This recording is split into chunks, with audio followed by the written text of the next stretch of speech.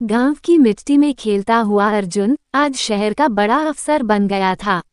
ऊंचे ओहदे, बड़ा बंगला, गाड़ी और सुविधाएं सब कुछ था उसके पास। पर इन सबके बीच एक चीज धीरे धीरे पीछे छूट गई थी, माँ। अर्जुन की माँ कमला देवी अब भी उसी पुराने गांव में रहती थीं। मिट्टी का घर, चूल्हे की रोटी और खाट पर बैठकर तुलसी को पानी देना, यही उनकी दुनिया थी। अर्जुन ने कई बार कहा, माँ चलो मेरे साथ शहर। यहाँ सब सुविधाएं हैं, डॉक्टर हैं, एसी है। मगर माँ हर बार मुस्कुराकर मना कर देती, बेटा जहाँ तू पला बड़ा वहीं मेरी जड़ें हैं। मैं इस मिट्टी को नहीं छोड़ सकती। समय बीतता गया, अर्जुन की जिंदगी व्यस्त होती गई। ऑफिस, मीटिंग्स, पार्टियां, माँ को फोन करना भी कभी कभी ही हो पाता। माँ तो बस हर त्योहार पर एक पत्र भेज देती, जिसमें हमेशा एक ही बात होती, खुश रहो बेटा, और कभी फुर्सत मिले तो घर आ जाना। तुलसी अब भी इंतजार करती है। एक दिन अर्जुन को ऑफिस में खबर मिली कि गांव में बाढ़ आई है और कई घर डूब गए हैं। उसके चेहरे पर हल्का तनाव आया, माँ ठीक होंगी ना? तभी सचिव ने बताया, सर गांव का नेटवर्क बंद है, संपर्क नहीं हो पा रहा। अर्जुन की सांसें तेज हो गईं। इतने सालों में पहली बार उसे माँ की याद इतनी शिद्दत से आई। अर्जुन उसी दिन गांव के लिए निकल पड़ा। रास्ते में उसके ज़हन में माँ के वो दिन घूमने लगे जब वो गर्मी में पंखा झलती थी, सर्दी में रजाई लपेटकर कहानियां सुनाती थी और बारिश में उसे गोदी में लेकर झूले पर बैठाती थी। गांव पहुंचा तो मंजर भयानक था। कई घर बह चुके थे। अर्जुन पागलों की तरह माँ को ढूंढने लगा। जहां उसका घर था वहां सिर्फ कीचड़ और टूटी दीवारें बची थीं। किसी ने बताया, कमला देवी को आखिरी बार मंदिर की ओर जाते देखा था।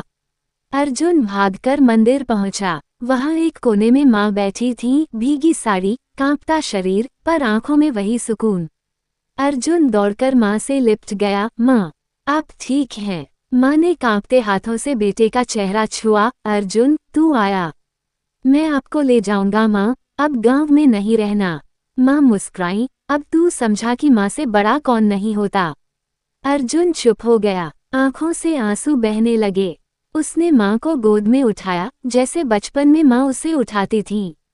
उस दिन अर्जुन को समझ में आ गया था, माँ सिर्फ जन्म नहीं देती, वो जीवन की जड़ होती हैं। चमकपुर गांव में गोपाल नाम का एक लड़का रहता था।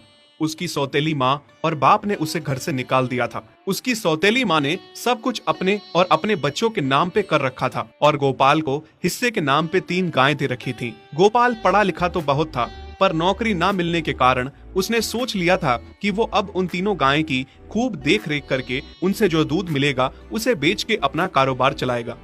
अब मैं बिल्कुल अकेला हो गया हूँ। गौ माता, तुम तीनों के अलावा मेरा अब कोई भी नहीं है। बस मेरा घर चलाने के लिए तुम तीनों को मेरी मदद करनी होगी।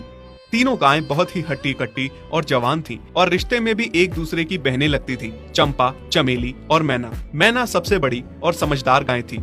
चंपा गर्भवती थी और चमेली को अभी अभी बच्चा हुआ था। वो दूध दे रही थी, जिसके दूध को बेच के गोपाल का थोड़ा बहुत घर चल रहा था। पर गोपाल को अब चंपा और मैना पे पूरा भरोसा था कि जब उनका बच्चा हो जाएगा तो वो खूब दूध देने लगेंगी और जिससे उसका कारोबार अच्छे से सेट हो जाएगा। देखा चमेली बहन, हमारे मालिक को कितनी उम्मीदें हैं हम तीनों से। हाँ चंपा, सुना मैंने, मालिक ने हमसे कितनी सारी उम्मीदें लगा रखी हैं। और उम्मीद रखे भी क्यों ना, कितना समय खर्च करते हैं मालिक हम पे और कितनी सेवा करते हैं हमारी, कितना खिलाते पिलाते हैं हमें, और फिर हम मालिक की उम्मीदों पे खरा ना उतरेंगी तो धिक्कार है हमारी जिंदगी पर। सही कह रही हो बहन तुम। चलो हम तो मालिक के लिए कुछ ना कुछ कर ही लेंगे। तुमने बच्चा दे दिया है, दूध भी दे रही हो, मैं भी गर्भवती हूँ।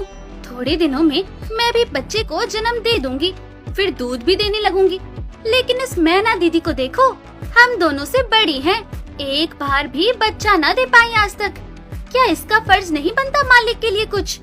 ये तो बड़ी हैं, हमसे ज्यादा इसको मालिक के लिए करना चाहिए था, लेकिन हम छोटी होकर इतना सोच रहे हैं। तुम दोनों ऐसा क्यों कह रही हो? क्या गलत कह रहे हैं हम? सही तो कह रहे हैं। कितने सालों से बांझ पड़ी हो तुम। ऐसा कैसे कह सकती हो तुम? बच्चा देना ना देना मेरे हाथ में थोड़े ना है। मैं भी तो माँ बनना चाहती हूँ ना। मैं भी चाहती हूँ कि दूध दूँ और मालिक को मेरे दूध से कुछ फायदा हो। अरे तुम क्या बच्चा दोगी जो इतने सालों से नहीं दे पाई? तुम ये ख्वाब लेना बंद करो कि तुम बच्चा दोगी और तुम्हारे दूध से मालिक को कोई फायदा होगा।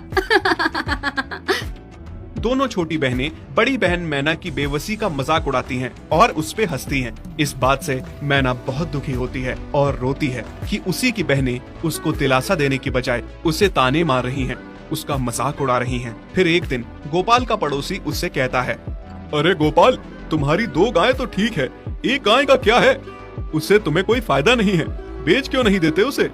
अरे नहीं नहीं भाई साहब, बेचना क्यों उसे? अभी बच्चा नहीं दे रही तो क्या पता कल वो बच्चा दे दे।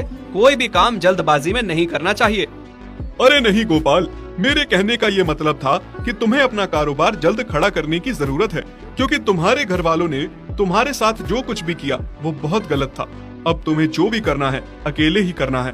आगे शादी भी तो करनी है तुम्हें, उसके लिए भी खूब पैसा कमाना पड़ेगा। जब तुम्हारी सारी गायें दूध देंगी तभी तो कारोबार अच्छा चलेगा ना। हाँ, बात तो तुम सही कह रहे हो भाई। मेरी मानो तो तुम अपनी गायों को क्रॉस करवा के देख लो, शायद उससे बच्चा हो जाए। हाँ, ये सुझाव तुमने सही दिया, मैं कल ही ऐसा कर लेता हूँ। सुना तुमने मैना बहन मालिक की बातों को? कितना परेशान है मालिक तुम्हारी वजह से, पर तुम्हें तो कोई बात कह ही नहीं सकते। झट से बुरा जो मान जाती हो तुम। मैना ये सब सुन के बहुत दुखी होती है, पर करती भी क्या, उसके हाथ में कुछ नहीं था। गोपाल ने मैना को क्रॉस करवा के भी देखा, पर उसका भी कोई फायदा नहीं हुआ। गोपाल, जो सुझाव मैंने तुम्हें दिया था, क्या वो तुमने आजमाया? हाँ भाई, वो भी करके देख लिया, पर उसका भी कोई असर ना हुआ। ये गाय किसी काम की नहीं है गोपाल, मेरी माना तो इसे बेच दो। मैं सोच रहा हूँ एक बार फिर से क्रॉस करवा के देखता हूँ, शायद कोई बात बन जाए। देख लो, पर मुझे नहीं लगता। देखा, इन लोगों को भी पता चल गया तुम बच्चा नहीं दे सकती, तुम बांझ ही रहोगी। सही कह रही हो तुम दीदी, इतने जतन करने के बाद भी बच्चा नहीं हो रहा तो अब क्या होगा? गोपाल मैना को एक बार फिर से क्रॉस करवा लेता है। दोनों बहनें चंपा और चमेली मैना के बांझपन का मजाक उड़ाती हैं और उस पे खूब हंसती हैं। फिर एक दिन मैना चमेली के बच्चे के साथ खेल रही थी कि तभी चंपा देख लेती है। हाँ देख तो चमेली दीदी, ये मैना दीदी तेरे बच्चे के साथ क्या कर रही है? मुझे समझ में नहीं आ रहा, तू इस बांझ के साथ अपने बच्चे को कैसे छोड़ सकती है?